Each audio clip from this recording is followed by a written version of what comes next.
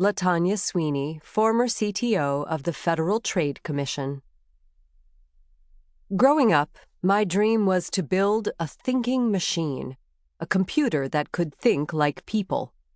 I embraced the wide-open promise of computer technology as a way to right society's wrongs.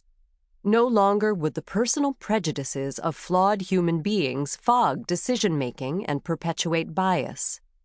The pure science of numbers would open vast opportunities to people who had been shut out of political and economic systems simply because of who they were. Technology was to be the great equalizer. As Marta Tellado reveals in the pages of this powerful book, the kind of level economic playing field that I and many other computer scientists dreamed of won't materialize without a fight. The struggle is ongoing, and the question of what vision will prevail is far from inevitable. We are at a crossroads in our country, and our ability to grow consumer power, or not, will decide our future. Today's technology fails to protect the hard-earned resources of everyday people. Our networked, data-driven society fuels itself at the expense of purchasers, buyers, shoppers, users, end users, clients, patrons, or, more broadly, the consumer of consumers, the public. One of my many awakenings to this reality occurred in 2012, soon after I became a Harvard professor. A journalist came to interview me, and in the course of the discussion, I wanted to illustrate a point by showing him an academic paper I'd written. The quickest way to find it was to Google my name. Up popped a list of websites, and one of them was to my paper, but on the side was an offer, LaTanya Sweeney arrested, with instructions to find out more. "Forget the paper," the journalist said. "Tell me about your arrest record." I told him I'd never been arrested. "Then why," he insisted, "does Google say you have?" Google possesses the aura of absolute certainty that most technologies pose. It seems impartial and factual, so we often assume it's accurate. The reporter was relentless. I needed to defend myself, so I clicked on the ad, paid the fee, searched my name, and showed him I didn't have an arrest record. And no one with my name in their database had an arrest record. He said, "I know what's going on here. You have one of those black-sounding first names.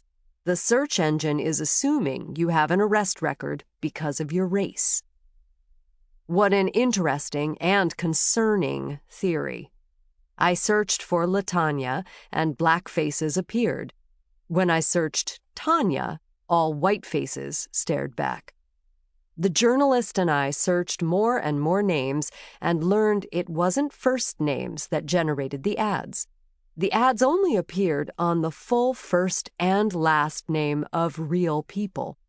Still, the search engine algorithm, the set of rules that govern the computer's decision-making, seemed to be distinguishing between those who had first names given more often to black babies than white babies, and delivering ads implying an arrest record to those with black names, even if no one with the name had an arrest record. It also delivered neutral, meaning find more information, to those who had first names given more often to white babies, even if a person with the name had an arrest record. Because I'm a scientist, I needed more evidence, a lot more. I did hundreds of thousands of lookups across the United States and discovered the reporter was exactly right. A search of a person who had a black first name was 80% more likely to have one of the ads implying an arrest record pop up when someone Googled them, even if there was no such arrest record in their name. As Buyer Aware shows with clarity, what happens online often has devastating real-world implications.